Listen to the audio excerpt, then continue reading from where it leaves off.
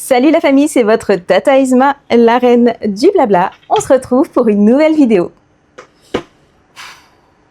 Non, on va pas la faire comme ça cette fois. Salut la famille, c'est votre Tata Isma, que vous ne voyez jamais comme ça. Aujourd'hui, j'ai envie d'aborder un sujet un peu plus sérieux, qui traite de la dépression, notamment de la dépression souriante. Celle que je vous ai cachée, celle que je me suis cachée aussi, pendant quelques temps. Le sujet de la santé mentale touche de plus en plus de personnes. On a tous fait face à de la pression, à de la charge mentale, que notre cerveau n'arrive plus à gérer. Avec cette sensation qu'on ne s'en sortira jamais, cette sensation qu'on ne fait jamais rien de bien, en étant sans cesse harcelé par nos pensées parasites, nos pensées négatives. Ces dernières années ont été compliquées pour moi, notamment cette dernière année qui vient de passer. Je n'avais pas conscience que ça n'allait pas. C'est que en ce début d'année que j'ai fait un bilan et que je me suis rendu compte que malgré les sourires, malgré ce que je dégageais, c'est pas du tout mon quotidien. Comme je vous ai dit, j'ai créé cette chaîne YouTube pour avoir un peu plus de place pour prendre la parole, pouvoir aborder tous les sujets dont j'ai envie, pouvoir me confier, pouvoir être vraie, parce que pour moi c'est le plus important. Je vous ai dit que je serais transparente et dans cette vidéo je le serai plus que jamais. C'est donc de ce sujet pas très fun dont on va parler aujourd'hui, mais qui a une grande importance je pense, parce que la vie n'a pas qu'un seul côté, solaire, lumineux, mais il y a aussi le noir, les ténèbres, celles qu'on a au fond de nous et contre lesquelles on essaye de lutter. Je voudrais quand même vous dire d'être tolérant envers cette vidéo, envers moi et envers les gens qui sont concernés. Ce n'est pas du tout orchestré, ce n'est pas du tout filmé pour voir la misère, pour s'exposer et avoir l'attention des gens. C'est juste que j'ai vécu vraiment cette année compliquée à l'abri des regards, sans en parler à personne. Et là, en ce début d'année, j'ai voulu illustrer tout ça, j'ai voulu vous montrer la réalité. Donc oui, j'ai allumé ma caméra. C'était vraiment juste pour vous montrer la réalité que je vivais à ce moment-là. Donc j'espère vraiment que cette vidéo vous parlera et que si vous vous sentez concerné, que vous avez déjà été face à un problème de santé mentale, vous verrez qu'au final, vous n'êtes pas seul. Mais avant ça, quand même, générique.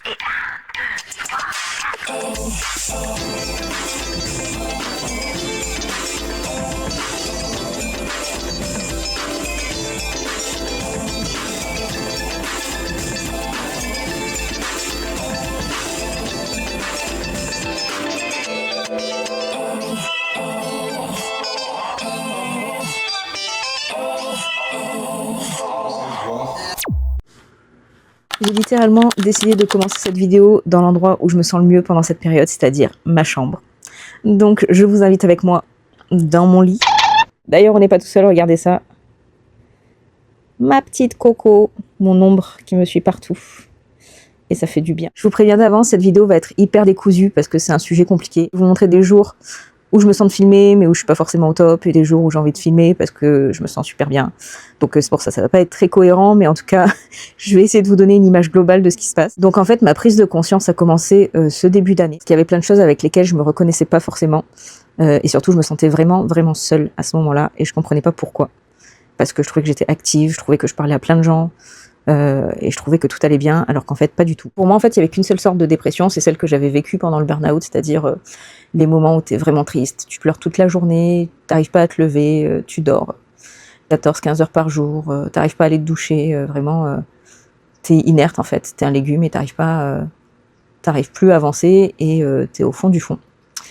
Et en fait, bah pas du tout. Je me suis rendu compte qu'il y avait plusieurs formes de dépression et que c'était vraiment très vaste et que chacune avait ses particularités.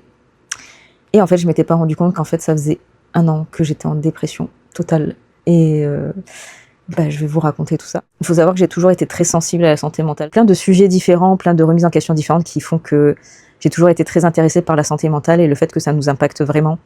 Et j'ai du mal avec les discours de faut aller de l'avant, il faut se bouger, il faut se dire que le mental, c'est tout dans la tête et qu'il faut juste se remettre en route et ça va aller tout seul. En fait, c'est pas du tout ce qui est efficace parce qu'au final, c'est ce qui m'a conduit au burn-out, le fait de vouloir rien lâcher, le fait de vouloir toujours être là, de toujours vouloir tout porter.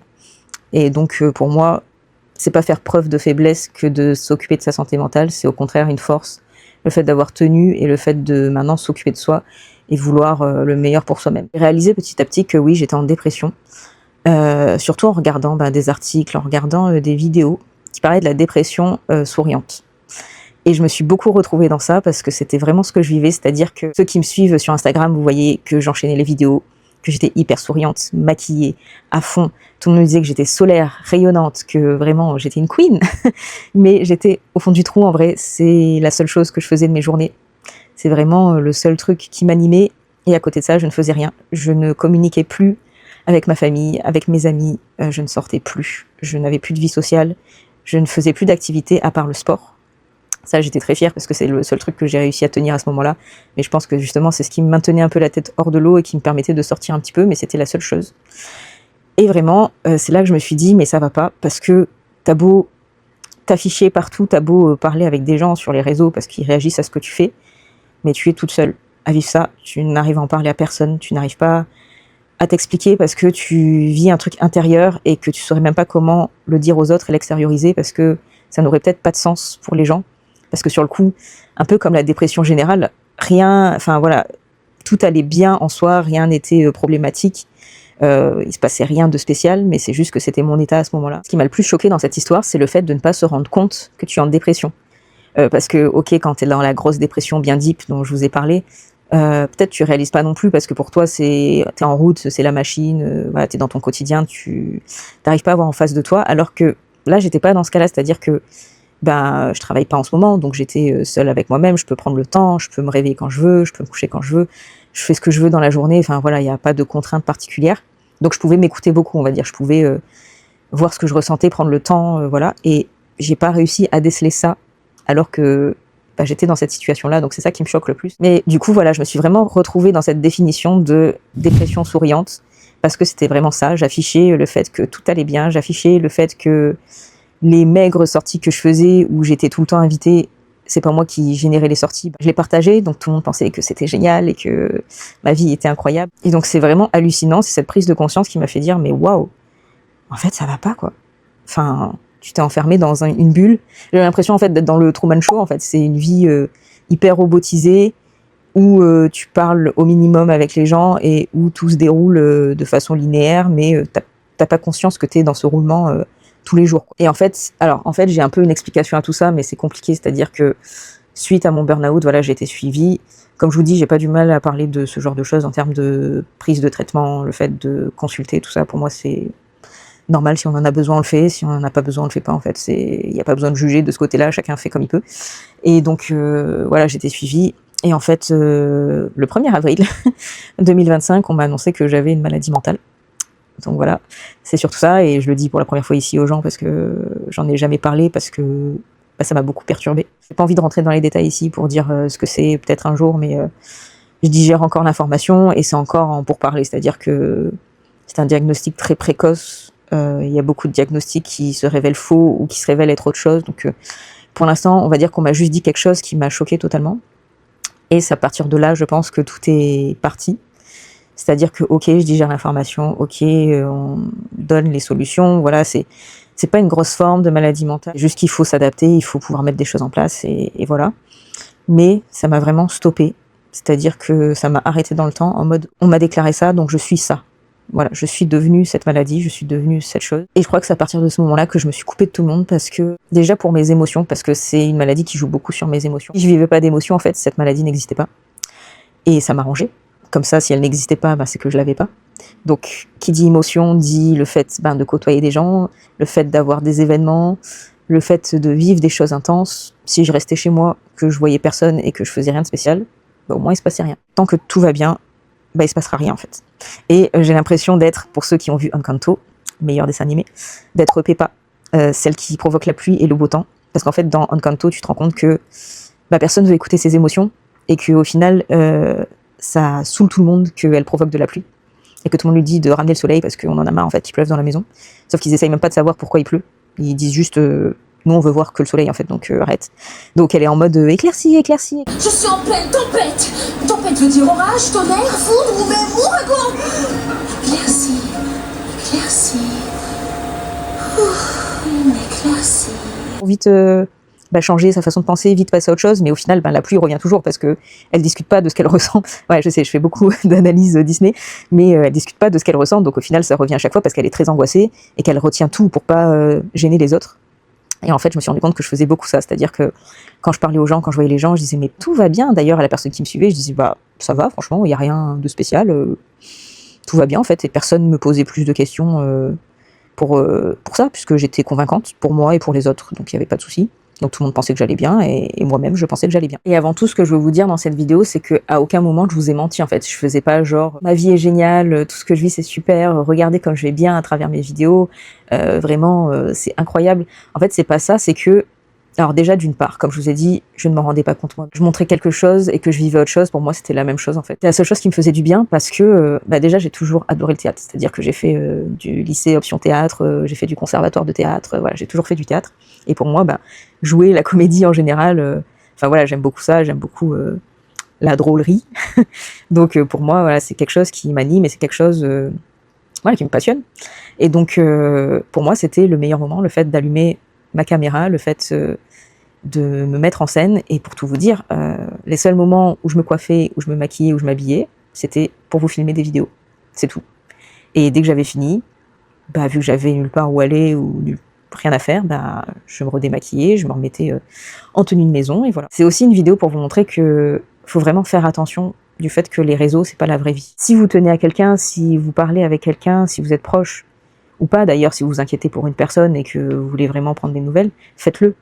Parce que c'est pas parce qu'elle vous montre quelque chose que c'est la réalité, que c'est la vraie vie. C'est juste ce qu'elle vous fait voir, et d'ailleurs c'est valable pour beaucoup de choses. Enfin, beaucoup de personnes, quand elles partagent leur voyage incroyable, tu sais pas ce qu'elles vivent derrière ces personnes, tu sais pas comment elles appréhendent la vie, ça se trouve, elles font ça, mais elles se mettent la pression, elles font plein de crises d'angoisse, on sait pas en fait. C'est juste qu'à la base, les réseaux sont pas faits pour montrer le négatif, ils sont pas faits pour montrer le mal, le fait que t'as pas de travail, que tu gagnes un SMIC. Ta vie est normale, que tu fais pas des grands voyages, que tu t'achètes pas des voitures de luxe, ça n'intéresse personne en fait. Et ça, je me rends bien compte, parce que quand tu fais des posts assez lambda, assez niche, où les gens se reconnaissent, et en fait tu parles d'eux, tu parles pas de toi-même, c'est là où t'as le plus de réactions, le plus de likes. Parce que les gens ont besoin soit d'admirer, soit de s'admirer soi-même.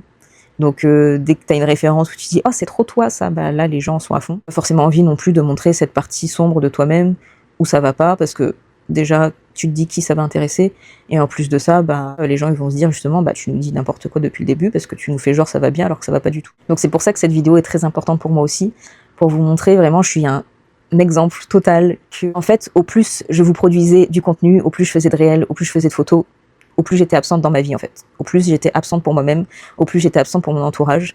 C'était vraiment le seul truc qui m'attrayait, poster, faire des vidéos, faire des choses qui me sortaient de mon quotidien, faire autre chose. C'était positif à ce moment-là, mais j'ai bien conscience aussi que c'était négatif parce que je me suis enfermée dans quelque chose d'irréel en fait. Mon meilleur ami, c'était ma perche pour poser mon téléphone en fait. C'était la seule personne que je regardais dans la journée. Donc voilà, je commence par ça déjà pour vous montrer qu'il y a plusieurs formes de dépression, qu'il n'y en a pas une seule, et que des fois ça peut être tout le contraire de ce qu'on peut imaginer d'une dépression, c'est-à-dire être à fond, sortir, sourire, danser, montrer que on est génial, et puis d'un coup ça nous tombe devant et on se dit mais non en fait. Vous dire aussi surtout, encore une fois, que les réseaux c'est pas la vraie vie, et qu'il est important de prendre des nouvelles des personnes, même si elles publient beaucoup, même si elles publient pas, même si vous pensez que ça va, juste lui dire, pas juste ça va, oui ça va, juste lui dire comment tu te sens.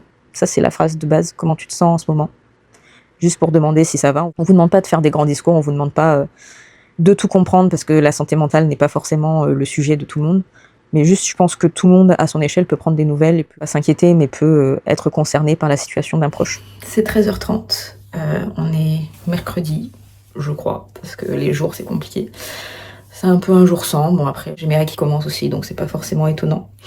Mais voilà, un peu la flemme, je suis toujours en pyjama, à 13h30, tout va bien. Donc je vais essayer de me motiver un peu pour faire au moins une sortie aujourd'hui, juste pour aller chercher des colis et poser un colis. C'est pas grand chose, mais c'est déjà quelque chose pour moi de pas rester toute la journée en pyjama chez moi. Donc je m'habille et on y va. Donc voilà mon look, rien de fou, mais clairement je vais sortir 5 minutes de ma voiture pour déposer et pour récupérer le colis, donc j'ai pas fait plus d'efforts que ça. Et en même temps j'avais envie d'être confortable vu la période, j'ai mis juste un jean et un pull. Et ça va. Puis j'ai pas d'autre endroit où aller, je pense, parce que des fois je fais des stops, mais là je pense pas aujourd'hui. Vraiment aujourd'hui c'est un peu un jour sans. Je suis à la fois un peu fatiguée, bon j'ai mal au ventre forcément, c'est pas la forme après, je pense que c'est aussi le temps qui fait ça, mon état en ce moment qui fait ça, et puis le moral qui est peut-être pas au top aujourd'hui, mais bon.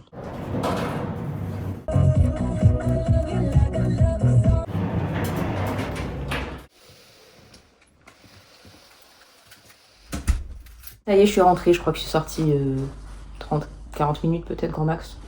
Et encore, enfin, j'ai fait ce que j'avais à faire, j'ai pas fait de détour. On se retrouve ce matin, c'est lundi matin. Je suis éclataxe, mais du coup, je suis contente parce que ce matin, j'ai prévu de faire une séance de yoga. Un nouvel endroit que j'ai jamais découvert encore. Mais voilà, j'ai dit que j'essayais des nouvelles choses, j'ai dit que j'essayais de rencontrer des gens, de m'ouvrir un peu plus, donc c'est le projet.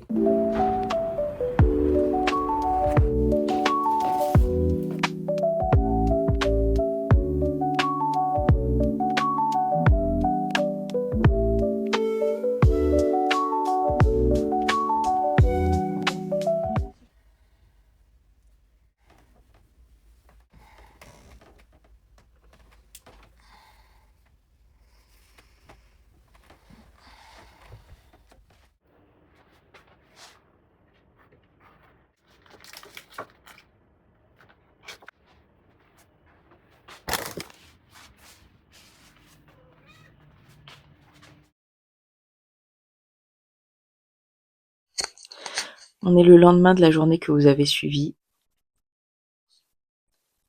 Et voilà, je me réveille, je suis dans le brouillard, je suis fatiguée, fatigant parce qu'en fait, t'as des jours où tu pètes la forme et tu dis c'est bon, ça va aller, et des jours où bah t'es à terre. Bon là, je suis peut-être pas à ce point-là parce que c'est pas un jour où je peux pas me lever, un jour où je fais direct plonger dans le canapé. Mais en fait, ce que je me dis, c'est que dès que j'ai une grosse journée, faut que je rattrape, comme si je sortais la nuit faire la fête et que le lendemain, bah, t'as du mal à t'en remettre. Bah, moi, c'est ça, mais sur les journées. Bah là, par exemple, vous voyez, une journée, ça me fatigue. Même pas une journée. 1 heure le matin et 2 heures l'après-midi, voilà, je suis dans cet état. Donc je me dis, si je vois et que je parle à beaucoup de monde, bah, ça sera encore pire. Mais voilà, c'est un cercle vicieux, c'est-à-dire que si je reste enfermée chez moi et que je sors pas beaucoup, bah forcément, de plus en plus, je vais rester chez moi, je vais avoir encore moins envie de m'exposer parce que ça me rend dans cet état-là.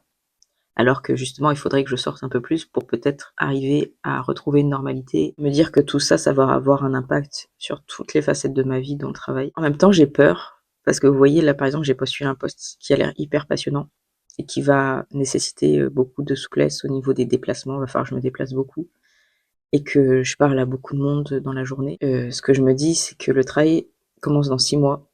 Donc voilà, j'ai le temps de travailler un peu sur ça et justement faire cette démarche de sortir un peu plus et de m'exposer un peu plus. Mais là, à l'instant T, je me dis: tu peux pas le faire. Là, tout de suite, je pourrais pas le faire parce que je m'en sortirais pas, je serais, tellement fatiguée, tellement, sur les nerfs aussi parce que forcément quand t'es pas bien, que t'es stressé, que t'es fatigué, bah, ça te tape sur les nerfs, donc ça me rendrait dans un état qui n'est pas possible. Et j'espère que d'ici ce moment-là, bah, ça ira et que j'arrive pas à retrouver une stabilité totale et me dire: «C'est bon, je suis passée outre, je peux vivre une vie normale et tout va bien». Les gens le voient pas au quotidien, ils pensent que tu vas très bien alors que sur le moment, peut-être je vais très bien, mais le lendemain, bah, pas du tout. Et je me dis: «Est-ce que tu vas avoir une vie normale au final? Est-ce que tu vas réussir à dépasser tout ça pour avoir, une vie comme mes amis, comme tout le monde, aller au travail, pouvoir sortir le soir aussi, pouvoir me lever parce que ça, c'est une partie compliquée, de ma pathologie. En gros, je suis déprimée d'être déprimée. Donc j'espère en tout cas, je garde de l'espoir et me dire que c'est des mauvais moments à passer et que le truc le plus difficile, en fait, c'est le dents de scie, c'est que tu as un jour, peut-être une semaine où tu te dis: «C'est bon, je suis au top, tout va bien aller» et un autre jour où, bah non, ça ira jamais, tu sortiras jamais de ce trou où tu es enfermée et tu peux gravir ce que tu veux, tu glisseras toujours au fond de la paroi à la fin. Vous aussi, ne perdez pas espoir si vous êtes dans ce cas-là parce que on est ensemble.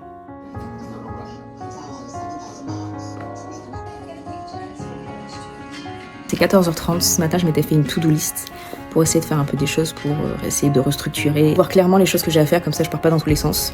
Et donc c'est 14h30 et il me reste pratiquement rien de la liste, donc je suis vraiment contente parce que j'ai réussi à me motiver un peu aujourd'hui et à faire des choses. J'ai nettoyé un peu la maison, j'ai fait des choses que j'ai remis à plus tard pendant longtemps, donc vraiment je suis contente déjà, c'est un grand pas pour moi déjà d'avoir mis ça en place et je pense que je vais continuer les to-do list, comme ça va me motiver un peu plus.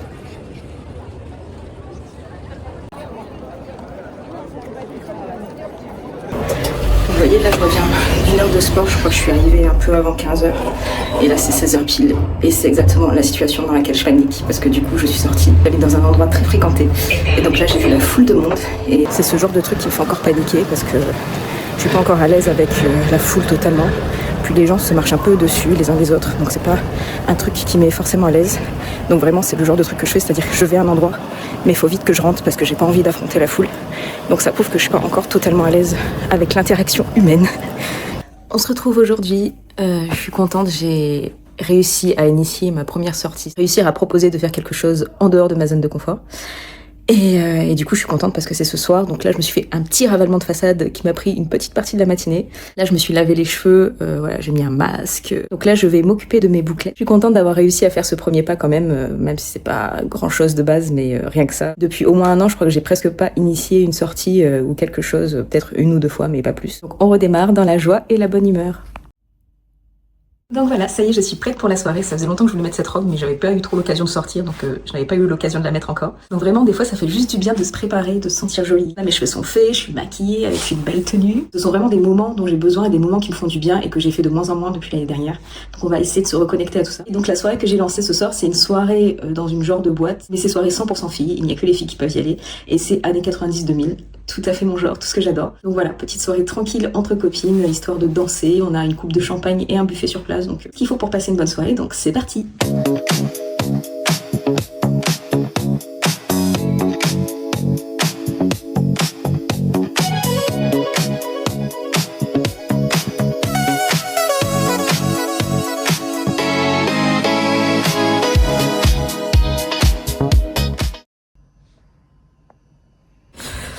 Bon, j'ai réussi à me lever pour faire mon petit déj. J'ai mangé. Là, je vais retourner me coucher. Parce que j'ai mal partout. J'ai le corps lourd. J'arrive pas à réfléchir, donc ça sert à rien. Peut-être lire. À plus tard. Donc là, je vais, je pense, aborder le sujet le plus compliqué quand tu es en dépression, c'est l'entourage. Ta famille, tes amis, comment tu gères, comment ils gèrent. T'as plusieurs personnes, donc t'as plusieurs façons de réagir, t'as plusieurs façons d'appréhender les choses. Je vais revenir sur ça parce que c'est vraiment quelque chose qui a construit toute mon année dernière. Et là, j'ai le recul pour vous en parler parce qu'avant, c'est vrai que j'étais enfermée dans quelque chose, dans des convictions qui n'étaient pas forcément vraies. Comme je vous ai dit en début de vidéo, l'année dernière, c'est l'année que j'ai passée la plus seule. Vraiment, c'est l'année où je me suis sentie la plus seule. Comme si personne pouvait comprendre ce que je vivais, comme si personne pouvait comprendre ce que je ressentais. D'ailleurs, j'étais persuadée que personne n'essayait de comprendre ce que je ressentais en général. Et je sais que vous me voyez souvent très entourée de ma famille, de mes amis. Je suis entourée de beaucoup de monde. Comme je vous avais dit aussi, je me suis rétractée sur moi-même. Je sortais plus. J'avais rien à dire aux gens et en même temps, j'avais pas la force de faire des conversations superficielles. C'était une année très intérieure où j'étais plutôt en discussion avec moi-même en fait. Et j'avais pas envie d'inclure des personnes parce que je voulais pas d'avis, je voulais pas d'interprétation, je voulais pas de conseils. Et en fait, c'est vrai que le réflexe principal des gens, c'est qu'ils veulent t'aider, ton entourage, ils veulent t'aider à aller mieux, ils veulent t'aider à trouver des solutions. Et c'est normal parce qu'ils t'aiment et ils veulent faire en sorte que t'ailles mieux. Mais pour moi, c'était pas du tout la réaction adaptée et c'est pour ça que je me suis éloignée au fur et à mesure des gens parce que je voulais éviter ça, je voulais éviter qu'ils interviennent dans un problème qui n'était pas leur, auquel ils ne faisaient pas face et donc auquel ils pouvaient pas vraiment comprendre ce que je vivais. Je vais vous donner du coup mon ressenti l'année dernière, ma pensée que j'avais l'année dernière, je précise parce que là j'ai pris du recul. C'était clairement tout le monde s'en fout de moi. Et je m'en fous de tout le monde. Voilà, pour dire concrètement, j'avais l'impression que personne n'essayait de savoir comment j'allais vraiment. Personne n'essayait de savoir si je m'en sortais avec ces déboires de santé mentale. Voilà, je m'étais un peu effacée, j'avais disparu de la vie sociale de tout le monde. J'avais disparu des conversations, j'avais disparu des sorties. Et pour le coup, je me retrouvais face à un mur de silence. Comme si ça n'intéressait personne de savoir pourquoi je faisais ça, pourquoi j'étais renfermée sur moi-même. Et sur le coup, j'avais l'impression de ne pas avoir trouvé le soutien dont j'avais besoin. Bien sûr, ma famille était quand même à mes côtés. D'ailleurs, ma maman me disait beaucoup qu'il fallait me tirer les verres du nez parce que je disais jamais rien alors que ça se voyait que j'allais pas bien. Mais comme j'ai dit, je ne savais pas quoi dire. Je savais même pas ce que j'avais, donc je ne savais pas comment l'expliquer. Et ils étaient là quand même à ce moment-là, quand même ce truc de on se parle quotidiennement. Et c'est vrai que là, j'écrivais plus de messages, j'appelais plus, je proposais rien, pas de sortie, pas le fait de se voir. Donc voilà, c'était plutôt ce vide-là que je créais moi-même en fait. J'avais tendance que au plus on me donnait pas de nouvelles, au plus je me renfermais, au plus j'avais de la rancœur, en mode je sais pas comment sortir de tout ça parce que personne n'est là pour moi. Ma mère à un moment m'avait suggéré de trouver des nouveaux amis, pas forcément de remplacer mes amis, mais on va dire faire de nouvelles connaissances, avoir des passions communes, faire des choses ensemble, voilà, découvrir des nouvelles personnes en fait, parce que c'est vrai que mes amis, je les ai depuis, j'ai une amie depuis la maternelle, j'en ai depuis le collège, j'en ai depuis le lycée, enfin voilà, j'ai vraiment des amitiés de base très fidèles, très solides, très loyales. Moi je suis taureau, donc je suis hyper loyale. Moi j'ai beaucoup de passion en termes de sortie, et c'est vrai que justement dans ces amitiés où on évolue depuis l'enfance, on n'a plus forcément les mêmes centres d'intérêt tout le temps, c'est-à-dire que moi j'adore aller danser dans les balles, aller danser dans les soirées, voilà, c'est vraiment des trucs que j'aime. Au fur et à mesure, il y a des personnes que je connais qui ne dansent plus, qui vont plus à ce genre de soirée, et c'est ok, parce que c'est leur façon d'évoluer. Oui, mais du coup, des fois, je m'empêche de faire des choses, parce que j'avoue, je peux aller au cinéma, je peux aller au resto, mais aller danser toute seule, c'est pas trop mon truc. Donc du coup, c'est vrai qu'il y a des choses que j'aimerais continuer à faire, mais que je fais plus, parce qu'avant j'étais accompagnée, maintenant je le suis plus. Donc c'est plutôt dans ce sens-là, le fait de trouver des nouvelles amitiés, dans le fait de lier des amitiés par rapport aux passions que j'ai et pouvoir partager ces passions ensemble. Mais revenons-en aux amitiés actuelles. Comme je vous ai dit, j'ai pris conscience début d'année que ça n'allait pas, et c'est là que j'ai commencé à reparler à mes amis et à confronter certains amis, à dire comment je m'étais sentie toute l'année dernière. Si je disais tout le temps non, c'est parce que par exemple la sortie n'était pas adaptée à ce que je vivais, c'est-à-dire je pouvais pas sortir boire un verre dans un bar et danser alors que j'avais envie de m'enfoncer dans mon lit et de pleurer toute la nuit. Pour moi, c'était vraiment une incompréhension de ce que je vivais et limite une insensibilité à bon, elle va pas bien, on va s'adapter. Soit tu suis le rythme, soit tu le suis pas en fait et on se verra pas, c'est pas grave. J'ai beaucoup confronté plusieurs amis, enfin confronter c'est un grand mot, en gros on a parlé ensemble et ça c'est ce qui est bien avec mes amis en général, c'est qu'on peut beaucoup échanger, beaucoup parler, on se vexe pas, on dit notre point de vue et on essaye de comprendre les autres et c'est super cool parce que du coup des fois t'as des amis hyper susceptibles qui disent ah non j'ai pas été comme ça ou ah non c'est toi qui étais comme ça, donc du coup c'était super bien parce qu'on a pu échanger et au final tout s'est beaucoup apaisé et je vous aime. Le fait de cette mise en perspective, ça m'a mis beaucoup de choses devant les yeux que je ne voyais absolument pas et je me suis dit waouh, en fait c'est vrai que moi aussi je ne donnais pas envie d'aller vers moi. En fait ce qui revenait beaucoup dans leur discours à tous, c'est que je les repoussais en général, c'est-à-dire qu'ils proposaient plein de choses et que moi je disais toujours non. Et comme je vous ai dit, c'est juste que des fois la situation me convenait pas et des fois aussi c'est parce que j'arrivais pas en fait, j'arrivais pas à sortir. Je leur ai dit à ce moment-là aussi, et j'aurais aimé qu'ils viennent me chercher aussi parce que j'avais pas cette foi, cette volonté, me dire que je vais passer une bonne soirée peut-être, j'avais pas ce truc-là de me dire allez sors, tu vas passer une bonne soirée, c'était juste non je peux pas quoi. Et c'est vrai que eux de leur côté c'était comment tu voulais qu'on sache, nous tu nous disais non, c'est que t'avais pas envie et voilà quoi. Donc c'est vraiment des perspectives différentes qui font que il y a eu un gros malentendu entre tout le monde, enfin entre moi et les autres, parce que moi j'avais interprété ça en mode personne veut me voir, personne veut savoir comment je vais, alors que eux essayaient de faire des tentatives et que moi je disais toujours non. Donc on m'a dit mais fallait le dire, fallait dire que ça allait pas. Je restais un peu sur mes positions, mais pour moi si t'es très proche de quelqu'un, ses paroles sont aussi parlantes que ses silences. Si tu vois qu'elle est plus comme avant, qu'elle réagit plus, que voilà elle est plus dans la joie comme d'habitude, moi tu demandes si ça va, si ça va pas. Si ça va pas, tu demandes à la voir, tu demandes à faire des trucs, qu'elle parle, qu'elle se confie à toi, enfin pour moi, mais après je suis beaucoup dans la santé mentale et dans l'hypersensibilité aussi, donc c'est vrai que je ressens un peu plus ce que ressentent les gens, donc c'est peut-être pour ça. Mais pour moi, en fait, ce qui m'a blessée, c'est que personne s'est dit, elle fait plus les choses comme avant, parce que c'est vrai qu'on m'a reproché ça aussi. Avant, tu faisais ça, là, tu le fais plus. Là, j'étais déçue parce que je pensais que t'allais faire comme d'habitude, mais tu l'as pas fait. Et moi, justement, j'étais en mode, mais tu vois que je le fais plus, tu vois que je fais plus ça. Dis-toi qu'il y a un truc qui va pas et dis-toi que, justement, au lieu de me reprocher les choses et de dire, elle a changé, elle est plus comme avant, en gros, notre amitié ne compte plus pour elle autant parce qu'elle a arrêté de faire les trucs qu'elle faisait avant. Alors que non, c'était moi, j'allais pas bien. Rien à voir avec toi, c'est moi qui allais pas bien. Et justement, j'aurais voulu que tu te rendes compte que si je parlais plus, si je sortais plus, si je faisais plus les choses d'avant, c'est que il y a quelque chose qui clochait et que j'en parlais pas, mais qu'il fallait venir creuser, quoi. Mais voilà, c'est très profond, c'est très compliqué, parce que chacun a sa vision. Et surtout, le truc principal dont je vous parlais et dont j'appuie beaucoup depuis le début de la vidéo, ce sont les réseaux sociaux. Ça, c'est revenu, mais tout le temps. Dans la conversation avec mes amis, le fait, justement, que j'étais hyper active sur les réseaux, que je publiais tous les jours, que je publiais plein de vidéos, que j'étais hyper joyeuse, que ça avait l'air d'aller en fait. Et comme je vous ai dit, les gens ont tendance à prendre des nouvelles en regardant ce que tu fais et pas en venant te voir et en venant te parler. Donc ça, c'est le gros problème, ambivalent, parce que du coup, les gens pensent que tu vas super bien parce qu'ils te voient. Et en même temps, tu vas très mal, mais tu donnes l'image d'aller très bien aux autres. Et tu râles parce que personne vient te demander comment tu vas. Donc je leur ai expliqué, comme j'ai dit dans la vidéo, que en fait ces moments devant la caméra, c'était mes seuls moments de joie dans la journée, c'était mes seuls moments où je m'amusais. Et donc j'avais besoin de faire ça, que eux comprenaient pas forcément parce qu'ils sont pas dans ce truc de se mettre en scène, le fait de parler devant la caméra, de se confier, ils sont dans d'autres passions. Mais je leur ai dit, voilà, c'est comme vous êtes passionné par ça, bah moi je suis passionné par ça. Le problème de ma passion, c'est que c'est public, c'est que tout le monde me voit et que je donne une image qui n'est pas forcément la même. Qui est sur les réseaux, c'est moi dans l'authenticité autant que je peux, mais c'est pas pour ça que ça va être mon humeur générale. Et pour continuer dans ce truc aussi des réseaux sociaux, c'est vrai qu'on a tendance, comme je vous ai dit, à partager les meilleurs moments de notre vie. Et donc, moi, les seuls trucs que je partageais, donc c'était les vidéos que je faisais et les sorties que je faisais. Du coup, mes amis restaient sur ça, sur « Ah, là, elle sort, donc ça veut dire que ça va ». Si elle sort avec ces personnes, c'est qu'elle a envie de se confier à ces personnes, elle a envie de passer du temps avec ces personnes et peut-être pas avec moi. Et voilà, c'est tout. Elle a besoin de voir ces personnes spécifiques pendant ce moment de sa vie et voilà. Alors que pas du tout. Et ce que je leur ai expliqué aussi, c'est que pendant un an, je n'ai initié aucune sortie. Mais genre, je vous jure, aucune sortie. À part peut-être mon anniversaire pour fêter mon anniversaire. Et encore, non, même pas. Parce que du coup, c'était un anniversaire surprise pour mes 35 ans.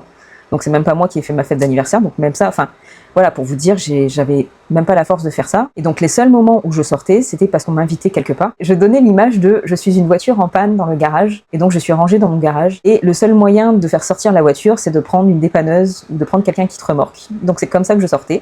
Quelqu'un me remorquait, me posait quelque part, je passais la soirée, puis on me remettait dans le garage, et je restais dans le garage jusqu'à ce que quelqu'un revienne me chercher. Donc ça c'était moi, j'étais une voiture en panne. Donc pour vous dire aussi que depuis le burn-out, et surtout, cette dernière année, tout était insurmontable pour moi. Le fait de trouver des cadeaux. Mes amis se vexaient parce que je leur demandais ce qu'ils voulaient pour leur anniversaire ou pour Noël par exemple. Ou voilà. Ils se vexaient parce que je leur demandais. Et surtout, moi je me vexais parce que la plupart du temps, ils me disaient « rien ». Ça m'énerve. Ça m'énerve parce que tu as toujours un petit truc ou une carte cadeau quelque part, c'est pas grave. Mais du coup, ils étaient vexés parce qu'à la base, je suis quelqu'un d'hyper attentionné dans une conversation. Ah, j'adore ça. Et du coup, je note et après, je l'offre. Et du coup, c'était quelque chose que je faisais beaucoup de fêtes. Je recevais beaucoup chez moi. J'aimais trop faire des brunchs chez moi et tout. Et j'y arrive plus. Là, à l'heure actuelle, ça va mieux. Mais je n'ai toujours invité personne chez moi. Ça fait peut-être 1 an et demi, 2 ans, je sais plus. Je n'invite personne chez moi. Les cadeaux, voilà, c'est vraiment compliqué. Moi, les gens comprenaient pas. Ils pensaient que j'avais pas envie de me faire chier, que je les aimais moins, que notre amitié, peut-être avait baissé ou quoi. Mais non, c'était vraiment quelque chose pour me soulager le cerveau. C'était vraiment une aide que je demandais. Voilà, là, j'ai pas le cerveau, j'ai pas les capacités de trouver quelque chose qui va te faire plaisir en particulier parce que j'y arrive pas. J'arrive pas cognitivement, j'arrive plus à faire grand chose. Donc j'aimerais que tu m'aides pour que je puisse te prendre un cadeau qui te fasse plaisir. Aussi l'année dernière, ce qui a troublé mes amis et je pense les personnes en général, c'est que j'ai ouvert ma friperie. Donc ça, j'étais sur les chapeaux de roue, j'étais à fond, j'étais hyper souriante. En même temps, c'est une passion pour moi, la friperie, c'est vraiment quelque chose qui me tenait à cœur et j'étais trop contente parce que ça a toujours été mon rêve de faire une friperie. Mais du coup, je crois que je me suis noyée dans ça et je me suis gavée jusqu'à en être dégoûtée.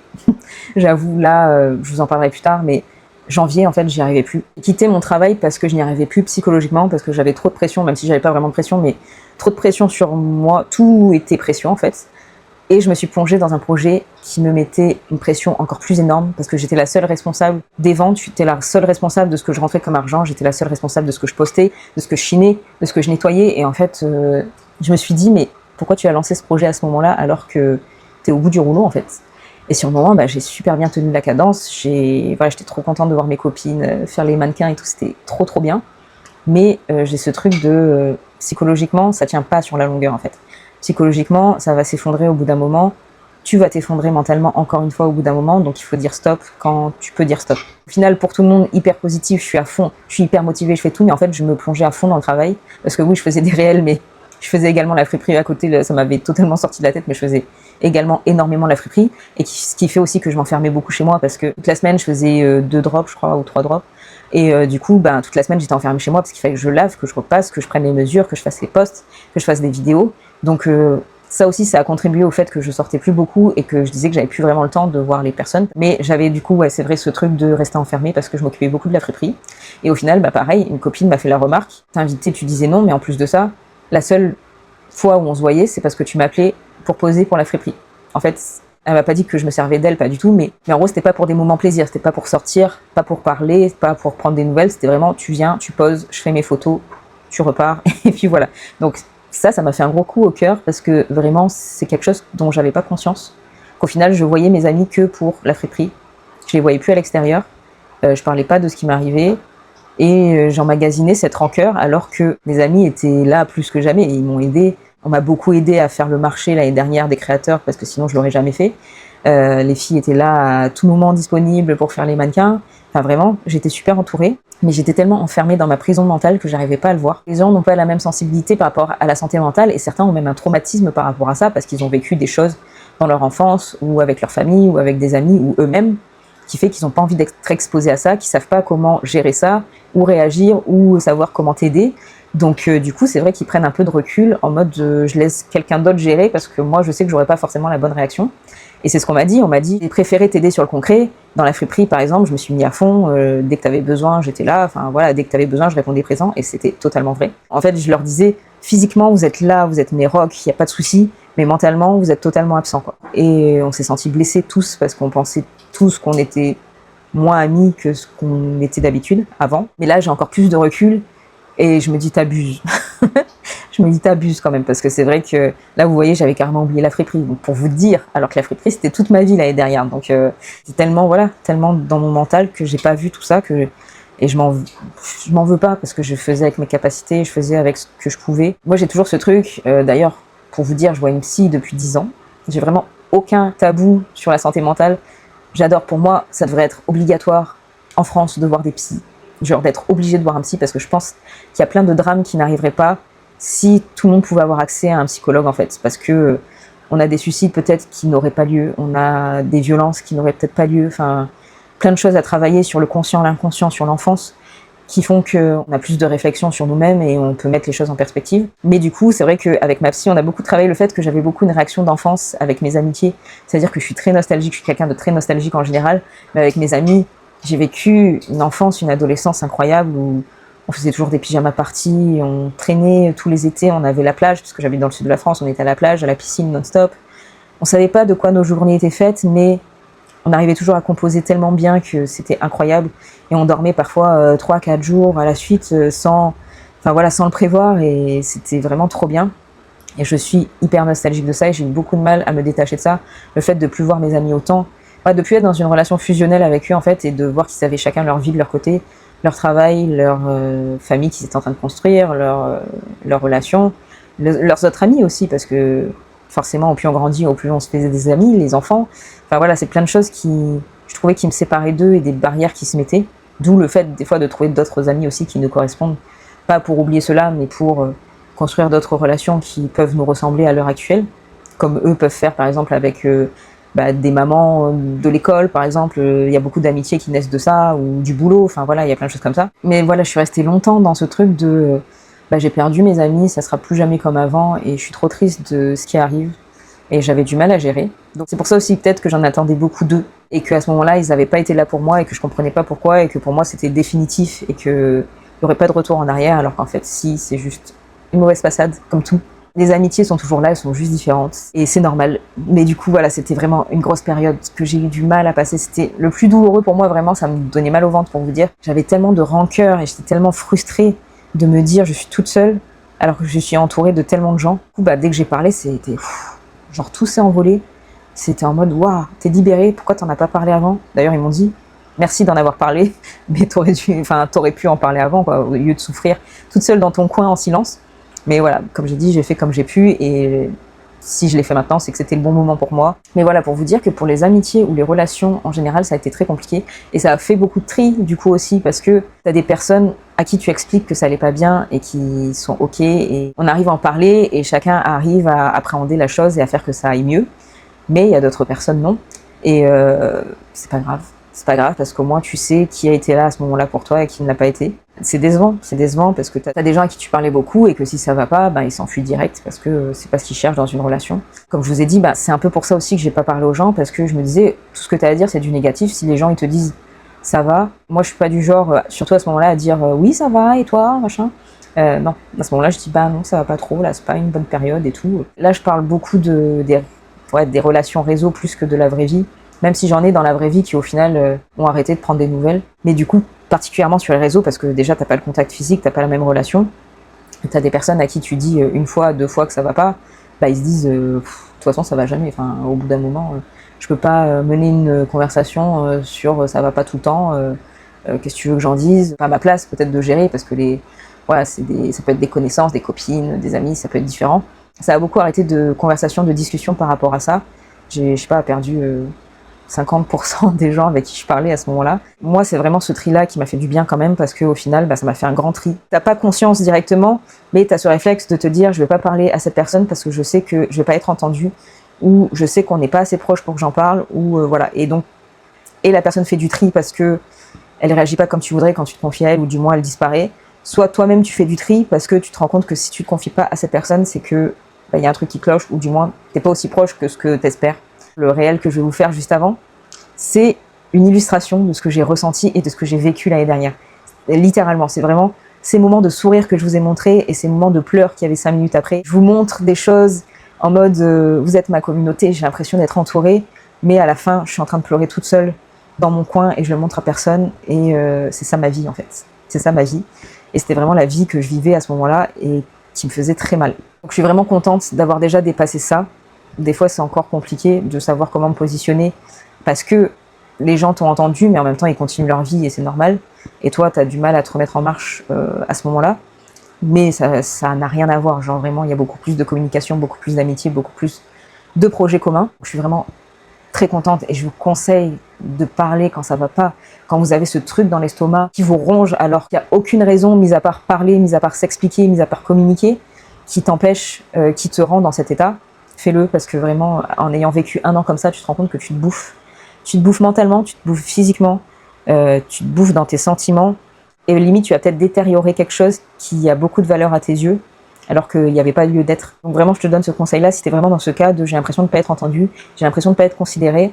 Donc vraiment, parle en mode toi, qu'est-ce que tu ressens? Parce que moi, je ressens ça. Et pas rejeter la faute sur la personne en mode t'es comme ça, mais dire moi, je ressens ça.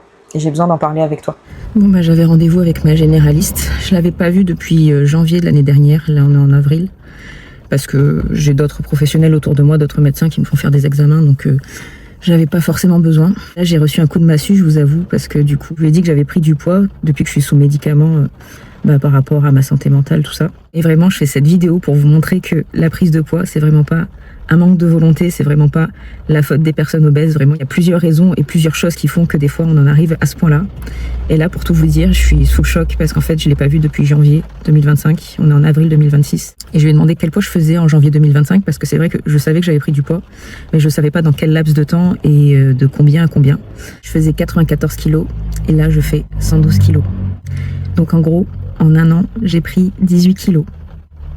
18 kilos de stress, 18 kilos de médicaments, 18 kilos de dépression, 18 kilos des médicaments qui m'aident à soigner la dépression, qui marchent pas. Enfin, du coup, vraiment, là, je suis choquée parce que je me disais, ok, t'as pas forcément une super bonne hygiène de vie, tu manges pas des salades tous les jours, tu manges pas bien tous les jours, tu fais, là, en ce moment, tu fais du sport, mais t'as jamais été une grande sportive et si tu peux éviter, t'évites. Donc oui, j'avais repris un peu de poids, mais là, 18 kilos, sans que je change grand chose, en fait, sans que je mange à foison. J'étais en train de me dire, ok, j'ai moins bougé parce que j'étais à la maison et je travaillais pas, mais non, parce que à ce moment-là, je travaillais encore. Toute l'année 2024, j'ai travaillé. Donc, c'est vraiment ma santé mentale qui m'a fait prendre presque 20 kilos. Presque 20 kilos. Quand je pense que j'ai fait mon opération de l'estomac et que j'ai perdu 60 kilos, ça fait 12 ans. Et qu'en gros, j'ai repris des kilos, j'avoue, pendant le Covid. Voilà, j'ai continué à reprendre, mais là, mettre 10 ans pour perdre 60 kilos et 1 an pour prendre 20 kilos, vraiment la pire chose pour moi, parce que je me suis quand même coupé un bout d'estomac pour avoir ce que je voulais et pour atteindre mes objectifs et être bien dans mon corps et être ce que j'ai envie. Juste parce que j'ai fait un burn-out, que j'ai été en dépression, que je suis encore en dépression et que je prends des médicaments, que ma santé mentale, ça fout tout en l'air. Et le problème, c'est que les gens te disent, là elle m'a dit le principal c'est que ça aille dans ta tête. Du coup, je lui ai dit oui, mais déjà, ça va pas si bien que ça encore. Et en plus de ça, si je me sens pas bien dans mon corps et que je me déteste, c'est pas les médicaments qui vont changer ça non plus. Donc, il faudrait un bon compromis où je suis bien soignée, je me sens bien dans ma tête et en même temps, je puisse m'aimer. Je sais qu'en ce moment, je suis dans une démarche où je veux voir une diététicienne, continuer mon sport. Je suis vraiment focus sur ça, mais j'avais pas encore conscience d'à quel point la maladie mentale et la santé mentale avaient eu un si gros impact sur mon poids et sur l'image de moi-même. Et sur le fait que j'aime plus mon corps en ce moment. Je pensais juste que c'était le fait que je m'étais laissé aller. Parce que oui, je mange pas toujours bien. Mais 20 kilos en 1 an, on est d'accord que c'est pas normal. C'est pas normal d'en arriver là. C'est pas normal de grossir autant. J'avais justement cette sensation où je prenais des kilos et ça s'arrêtait jamais. Je prenais des kilos. Ça s'arrêtait jamais. Je pouvais rien y faire. J'ai fait des examens qui montrent que mon estomac n'a pas bougé, mais j'ai pris 20 kilos, ce qui est impossible. C'est impossible. Donc vraiment, c'est pour vous dire que les ravages de la santé mentale, c'est pas quelque chose d'imaginé. Bouge-toi, vas-y, mets-toi un pied au cul, tu vas maigrir, tu vas aller mieux. Non, déjà, c'est compliqué d'aller mieux. Et maigrir quand on a un traitement qui te fait grossir, c'est encore pire. Donc vraiment, vous mettez pas à la place des gens qui vivent ça. N'essayez pas de minimiser ce qu'ils ressentent. Stigmatisez pas les personnes obèses. Ne stigmatisez pas les personnes qui ont des problèmes de santé mentale. Parce qu'au final, que ce soit dans un cas ou dans l'autre, ou les deux cas, ils souffrent eux-mêmes, ils n'ont pas besoin que vous en rajoutiez par-dessus. Je sors de la douche, donc je vais faire ma skincare avec vous pendant qu'on continue de discuter. Je me suis un peu remise de mes émotions par rapport à l'annonce de mes 18 kilos pris en un an. Mais c'est marrant entre guillemets parce que j'ai voulu vous montrer les effets de la dépression dans cette vidéo et de façon momentanée vous en avez une belle, c'est-à-dire les changements physiques par rapport au stress et par rapport à la prise de traitement. C'est pas une légende, c'est la vérité et vraiment quand tu le vis pas, tu t'imagines pas à quel point ça change ta vie. Je vais faire ma fameuse skincare que je vous avais montrée en story de la Glow Pera. On se rend pas compte en fait que mentalement, bon c'est déjà compliqué de base, mais physiquement c'est vraiment n'importe quoi. Je pense que plusieurs pourront mettre en commentaire quels sont leurs symptômes, mais je les ai pas pris en compte de base. Pour moi c'était juste, je sais pas, le fait de mal m'alimenter, le fait de me laisser aller, de pas voir le soleil souvent, enfin voilà, ce genre de choses. Et en fait, il y a beaucoup de symptômes liés au stress, mais on s'en rend pas compte. Je me suis beaucoup intéressée au taux de cortisol, parce que j'avais l'impression que depuis le burn-out, en fait, mon cortisol n'avait jamais baissé. Comme si j'étais à fleur de peau non-stop, que j'avais envie de sauter à la gorge de tout le monde dès que j'étais énervée. Enfin, vraiment, dès que j'étais sollicitée pour quelque chose, ça montait direct et je me suis dit c'est pas normal. Donc je me suis renseignée sur le cortisol et les symptômes. Vraiment j'ai l'impression que c'est toute ma vie parce que les symptômes ça correspond à déjà des sautes d'humeur, de l'humeur variable, la difficulté à dormir, des rougeurs. Donc comme quoi les rougeurs viennent pas seulement du physique mais aussi du mental, et notamment la prise de poids, et la prise de poids autour de la ceinture abdominale, c'est très précis. La ceinture abdominale où il y a une prépondérance de gras, qui est très difficile à perdre, c'est-à-dire que si tu traites pas le cortisol, en fait, ça va pas partir de façon sportive, on va dire, c'est pas le sport qui va te faire éliminer ça, c'est vraiment le fait de réguler aussi ton taux de stress qui va faire que ça va partir petit à petit. Comme quoi la prise de poids aussi peut être incriminée par le taux de cortisol. Donc vraiment ça peut être tout et n'importe quoi, pour vous dire, c'est hyper perturbant parce que tu sais pas si c'est totalement physique, si c'est totalement mental, si c'est un peu des deux, t'arrives pas à savoir et c'est perturbant. Parce que du coup, tu sais pas par quel bout le prendre, tu sais pas par quoi t'attaquer d'abord. Du coup, les traitements, n'en parlons pas, ça agit directement. J'avais un traitement fin d'année dernière, justement, c'était un test, et j'avais développé des troubles alimentaires. Genre vraiment des troubles alimentaires, j'en avais jamais eu. Je grignote. De base, vous savez, si vous avez vu ma vidéo sur la chirurgie bariatrique, à la base, je suis une grignoteuse, et donc ça... Voilà, c'est mon petit problème. Mais là, je ne grignotais pas, c'est-à-dire que je pensais non-stop à manger. Je me rappelle, j'étais allée au concert d'Ed Sheeran et on était au stade. J'avais mangé un mini sandwich avant dans la voiture. Et on arrivait au stade et en fait, je me suis dit, je prendrai à manger quand on sera installé. Sauf que j'étais jamais allée dans un stade voir un concert et je n'imaginais pas à quel point c'était grand, à quel point il y avait du monde. Et en fait, je me sentais pas de redescendre. Puis les prix étaient exorbitants, on va pas se mentir, sur le stade. Donc, j'ai passé la moitié du concert en train de dire, je vais avoir faim, je vais avoir faim, je vais avoir faim, je vais avoir faim. Je faisais que de me dire ça et je me suis dit, c'est pas normal. Tu vas pas mourir, t'es pas dans un pays du tiers-monde, tu vas avoir à manger quand tu vas sortir, y a pas de souci. Et surtout, je vais avoir faim, c'est-à-dire que j'avais pas faim sur le moment, mais j'anticipais en me disant, mais t'as pas à manger, faut que t'aies à manger, enfin voilà. Donc ça, c'était vraiment terrible, et d'ailleurs, c'est pour ça que je l'ai arrêté, parce que j'ai dit, je peux pas en fait, même si ça me prenait bien en charge sur le moment, j'ai dit, je peux pas choisir entre les deux, en fait, je peux pas prendre, là, vous voyez, au final, ça fait quand même des dégâts, mais je peux pas sacrifier mon corps pour gagner ma tête, en fait. Donc voilà, donc pour vous dire que c'est vraiment compliqué niveau physique, et je pense qu'il y a plein de symptômes différents, notamment les hormones qui sont perturbées par rapport au stress, la pousse de poils dans des endroits où ça poussait pas, de la perte de cheveux. Moi je touche du bois, j'en ai pas, j'ai toujours eu plus ou moins des cheveux épais, donc ça va. Et surtout aussi les habitudes qu'on installe et qu'on se rend pas compte. Par exemple, j'expliquais que moi j'ai toujours dormi hyper appareillé, c'est-à-dire que j'ai un masque, des boules qui bon, un bonnet pour dormir pour mes cheveux mais rien à voir, et surtout une gouttière de nuit parce que je fais du bruxisme. Ça fait très longtemps. Enfin, ça fait un petit moment que je fais du bruxisme, mais là, c'est vraiment version hardcore. En fait, on m'a expliqué que c'était pas forcément normal, parce que c'est comme si j'étais en situation d'urgence tout le temps. Je dis, sans ça, je peux pas dormir, en fait. Sans ça, j'entends le moindre bruit. Sans ça, il y a la moindre parcelle de lumière qui passe, tout de suite, j'ouvre les yeux. Donc, elle dit, c'est un état de vigilance, et c'est pas normal que vous viviez comme ça. Et j'ai jamais réalisé, parce que pour moi, ça a toujours été ma normalité de dormir de cette façon, d'être réveillée à chaque instant, et apparemment ça aussi c'est une sorte de stress, d'anxiété que je ne connaissais absolument pas, donc c'est bien parce qu'on découvre des choses sur soi-même en même temps qu'il y a depuis longtemps, mais pour vous dire qu'il y a vraiment des choses qu'on installe en tant que normalité, et c'est pas du tout le cas. Donc, mais pour vous montrer le bruxisme, je sais pas si vous allez le voir à la caméra, mais je vais vous montrer ma gouttière, moment glamour. mais je vous ai dit que je vous montrais tout, donc ne fiez pas à la couleur, c'est juste que ça fait 10 ans que je l'ai, et en fait, quand j'étais allée voir le dentiste, il m'a dit que je pouvais m'en servir encore, parce qu'il n'était pas trop attaqué, mais là, vraiment, j'ai croqué pendant la nuit, et je suis sûre que j'en fais aussi la journée, sauf que la journée, je garde pas de gouttière, et je pense que ça serait plutôt une bonne idée, mais en même temps, c'est vraiment pas vivable, en fait. Je me dis, je soigne pas la cause, je soigne le symptôme, donc du coup, je sais pas si c'est la bonne décision à prendre. Et en plus de ça, en fait, à la base, mon dentiste, il a dit que je vais pas mettre la gouttière toutes les nuits, parce que sinon je vais m'habituer à la voir, et que quand je l'aurai plus, je vais obligatoirement serrer les dents, parce que je serai habituée à serrer les dents dessus. Donc j'avais arrêté de la mettre, et sauf que souvent, je me rends pas compte, c'est au bout de 2-3 nuits que je me rends compte que j'ai mal aux mâchoires, que j'ai mal à la tête, et donc je me dis là, j'ai serré les dents, donc je vais la remettre. Mais là, c'est non-stop, jamais non-stop, parce que en ce moment, j'ai vraiment attaqué à fond la gouttière avec mes dents. En fait, je vais vous montrer que le stress en lui-même a beaucoup d'impact sur le corps, ce qui renvoie encore à la vidéo sur la chirurgie bariatrique dont je vous parlais, c'est-à-dire que moi, ça m'a vraiment déprimée de savoir que j'avais fait 5 ans en mode je perds et je deviens enfin ce que je veux, et ça va pas, et du coup, en 2 ans, tu reprends presque tout. Et comme je vous disais, par rapport au physique, il y a le poids, il y a l'hormone et tout, mais là, je vous parlais par exemple du bruxisme, qui est vraiment très fort chez moi. D'ailleurs, j'hésite à voir un spécialiste parce que c'est vraiment très compliqué en ce moment, mais vous voyez pas la caméra, vous voyez pas vraiment, enfin même, je pense mon entourage le voit pas parce que c'est minime, mais moi je le vois, je commence à limer mes dents en fait, mes dents se liment. Je les lime par moi-même, et du coup, elles commencent à devenir un peu irrégulières.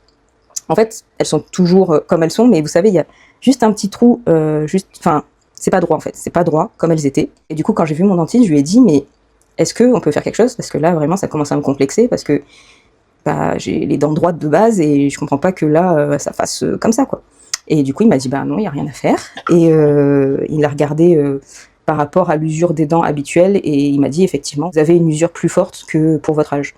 Donc pour vous dire que vraiment, ça provoque des problèmes irréversibles, parce que là je pense que je pourrais rien changer par rapport à ça. C'est pour ça que c'est d'autant plus difficile, et il faut pas dire aux gens, vas-y tu vas y aller, tu vas t'en sortir, enfin, se dire que les gens mettent de la mauvaise volonté à sortir de la dépression et sortir d'un épisode dépressif, parce que quand vous voyez tout l'impact que ça a sur elle, que ça soit physique, psychologique, si on lui donnait le choix, si elle pouvait en sortir, elle le ferait direct, elle réfléchirait pas, elle dirait oui, je prends la joie, la bonne humeur, le bien-être sur mon corps, tout irait bien. Mais si elle le fait pas, si ça l'impacte, si vous voyez qu'elle est impactée et qu'elle peut rien faire face à ça, c'est qu'elle peut vraiment pas sortir de ça. Voilà, cette vidéo est terminée.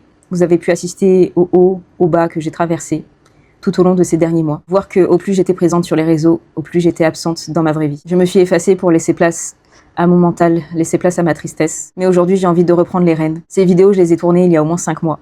Et en faisant le montage des vidéos, il y a des moments où j'ai versé ma petite larme parce que je me fais vraiment de la peine. Savoir ce que je pensais, savoir ce que je pensais de moi, savoir comment je traversais les choses. Depuis ces vidéos, ça va déjà beaucoup mieux.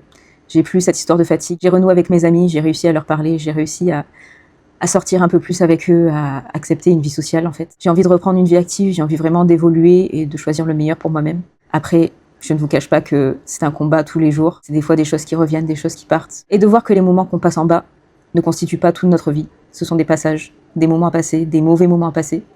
Parfois des mauvais moments qui se transforment en leçons et qui nous permettent de voir le chemin qu'on a parcouru aussi. Donc si cette vidéo t'a intéressé et t'a permis de t'identifier, n'hésite pas à t'abonner à ma chaîne parce que je fais souvent ce genre de vidéos où je parle tout le temps. Des sujets qui m'intéressent en général et qui j'espère trouveront votre intérêt aussi. J'essaye de publier un peu plus régulièrement maintenant, même si YouTube c'est toujours un peu compliqué pour moi en temps de montage. Vu comme je parle, j'ai beaucoup de rush à découper. Mais voilà, ça me ferait très plaisir de t'avoir dans ma communauté. Si tu peux commenter aussi pour me dire si tu te sens concerné, si tu as passé aussi des moments compliqués, si tu passes encore des moments compliqués. Aussi, tu peux liker cette vidéo et surtout la partager à quelqu'un qui en a vraiment besoin. Et si jamais tu te sens seul et que tu n'as personne à qui parler, je te donne les liens et les numéros pour te sentir vraiment entouré.